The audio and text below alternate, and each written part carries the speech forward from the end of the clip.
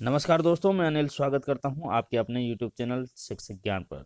जैसा कि आप सब लोग जानते हैं, शाला दर्पण के स्कूल लॉगिन के माध्यम से विद्यालय में उपस्थित सभी स्टाफ की ऑनलाइन उपस्थिति दर्ज करनी होती है। लेकिन कई बार ऐसा होता है कि ऑनलाइन उपस्थिति में कुछ न कुछ त्रुटि हो जाती है, या तो आप किसी कारणवश उपस्थिति दर्ज नहीं कर पाते हैं या उपस्थिति गलत हो जाती है। इसका कारण नेटवर्क की समस्या भी हो सकता है या कोई भी तकनीकी खामी की वजह से ऐसा हो सकता है। तो आप इस उपस्थिति में सुधार किस प्रकार से करवाएं, यही जानकारी लेकर मैं आज इस वीडियो में उपस्थित हूं। तो वीडियो को पूरा देखें दोस्तों। और हाँ, यदि आपने हमारे इस चैनल को सब्सक्राइब नहीं किया है तो इस चैनल को सब्सक्राइब अवश्य करें। सब्सक्राइब करने के बाद में बेल आइकन के बटन को जरूर प्रेस करें, ताकि जब भी कभी मैं इस प्रकार की कोई उपयोगी जानकारी या सूचना आपके लिए लेकर आऊं तो इसकी सूचना सबसे पहले आपको मिले। कार्यालय निदेशक माध्यमिक शिक्षा राजस्थान बीकानेर ने 4 जनवरी 2022 को मुख्य ब्लॉक शिक्षा अधिकारी एवं पदेन ब्लॉक संदर्भ केंद्र प्रभारी समग्र शिक्षा समस्त सभी जितने भी शिविर हैं उनको, साथ में जितने भी संस्था प्रधान हैं, पीओ हैं, राजकीय विद्यालय के हैं जितने भी, उन सबको संबोधित करते हुए एक पत्र निकाला है, जिसका विषय है शाला दर्पण पोर्टल पर कार्मिकों की ऑनलाइन उपस्थिति में संशोधन बाबत।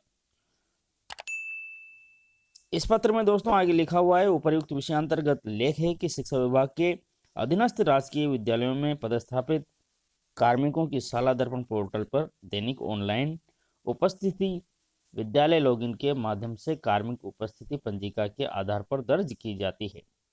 ऑनलाइन उपस्थिति मॉड्यूल में त्रुटिपूर्ण उपस्थिति दर्ज होने पर अथवा किन्हीं तकनीकी कारणों से उपस्थिति दर्ज न हो पाने की स्थिति में संशोधन उपस्थिति दर्ज करने हेतु मुख्य ब्लॉक शिक्षा अधिकारी कार्यालय लॉगिन में मॉड्यूल उपलब्ध करवाया गया है। सीबीओ कार्यालय की जो लॉगिन आईडी होती है उसमें एक मॉड्यूल उपलब्ध करवाया गया है, ताकि इस प्रकार की कोई त्रुटिपूर्ण उपस्थिति हो तो उसमें संशोधन किया जा सके। ऑनलाइन उपस्थिति संशोधन हेतु निम्नानुसार कार्रवाई की जानी है। तो ये जो संशोधन ऑनलाइन उपस्थिति में होना है वो किस प्रकार से होगा, क्या उसमें कार्रवाई करनी होगी, तो यहाँ पर आगे दे रखे हैं दोस्तों 4 बिंदु। इनको हम देखते हैं ध्यान से।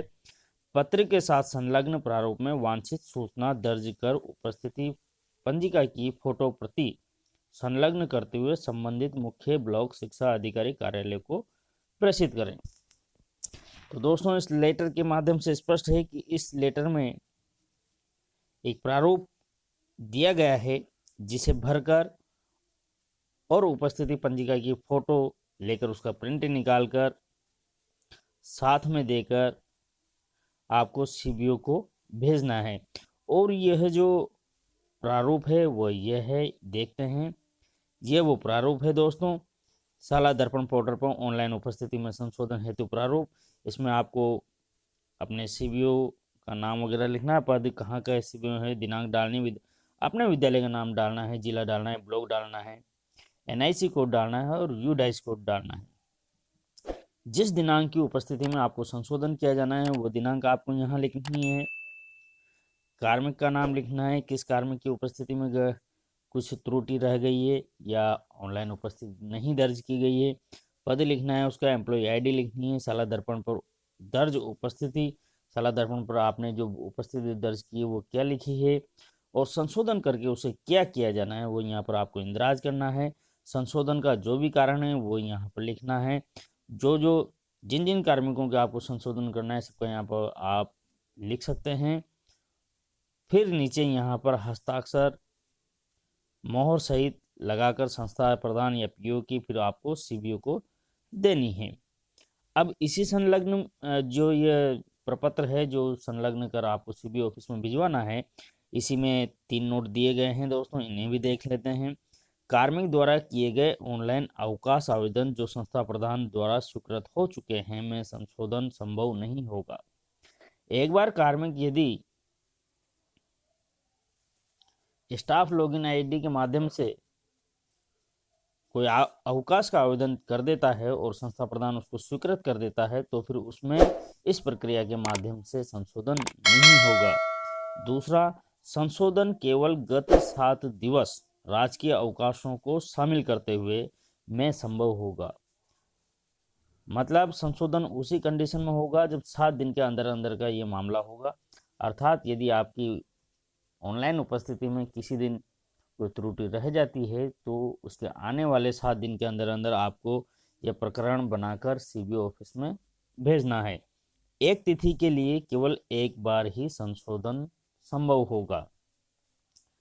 इस तृतीय बिंदु के माध्यम से स्पष्ट है दोस्तों, एक तारीख पर आपको केवल एक ही संशोधन करवा सकते हैं। ये नहीं है कि एक बार आपने संशोधन करवाने के लिए मामला भेज दिया है सीबीओ ऑफिस में, फिर उसके बाद में फिर आप भेज दें कि भाई उसमें भूल फिर से गलती हो गई है।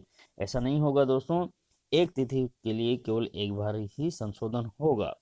तो दोस्तों हमने ये पहला बिंदु यहाँ पर देख लिया है। दूसरा बिंदु देखते हैं, किसी तिथि की उपस्थिति में संशोधन केवल 7 दिवस तक ही संभव हो पाएगा। ये अपन ने देख लिया है, उसमें संलग्न प्रति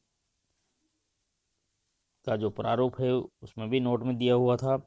तीसरा देखते हैं, कार्मिक द्वारा किए गए ऑनलाइन अवकाश आवेदन जो संस्था प्रधान द्वारा स्वीकृत हो चुके हैं उसमें भी संशोधन संभव नहीं होगा। ये भी उसमें संलग्न प्रारूप में लिखा हुआ था। चौथा, मुख्य ब्लॉक शिक्षा अधिकारी कार्यालय द्वारा ऑनलाइन उपस्थिति में संशोधन हेतु प्राप्त प्रकरणों को निस्तारित कर संलग्न प्रारूप के अनुसार रजिस्टर में रिकॉर्ड संधारित करते हुए प्राप्त पत्रों को पंजिका में सुरक्षित रखा जाए। मुख्य ब्लॉक शिक्षा अधिकारी कार्यालय में भी दोस्तों ऑनलाइन उपस्थिति के संशोधन में जो प्रकरण आएंगे उन प्रकरणों के निस्तारण के लिए उनको इसी आदेश में एक संलग्न प्रारूप दिया गया है। उस प्रारूप के अनुसार रजिस्टर में रिकॉर्ड संधारित करना है। तो सीबीओ ऑफिस पर किस प्रारूप में ये रजिस्टर रखा जाएगा वो भी इस लेटर में यहाँ दिया गया है दोस्तों। यह वो प्रारूप है, मुख्य ब्लॉक शिक्षा अधिकारी कार्यालय में ऑनलाइन उपस्थिति में संशोधन हेतु संधारित किए जाने वाले रजिस्टर का प्रारूप कुछ इस प्रकार से रहेगा। सबसे पहले क्रम लिखना है, फिर विद्यालय का नाम लिखना है, एनआईसी कोड लिखना है, उपस्थिति संशोधन की दिनांक लिखनी है, उपस्थिति संशोधन वाले कार्मिकों की संख्या लिखनी है, आवेदन प्राप्ति की दिनांक व समय लिखना है, संशोधन करने की दिनांक व समय लिखना है, फिर संशोधन करने वाले कार्मिक के यहाँ पर हस्ताक्षर होंगे।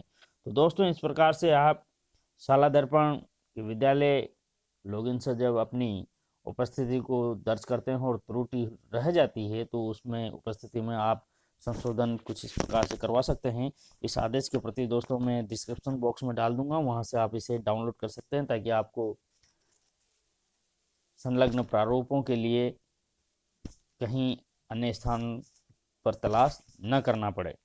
आशा है दोस्तों आपको हमारा ये वीडियो पसंद आया होगा, तो इसे लाइक करें, शेयर करें, एक अच्छा सा कमेंट करें और हाँ दोस्तों चैनल को सब्सक्राइब अवश्य करें। तो मिलते हैं दोस्तों अगले वीडियो में। धन्यवाद।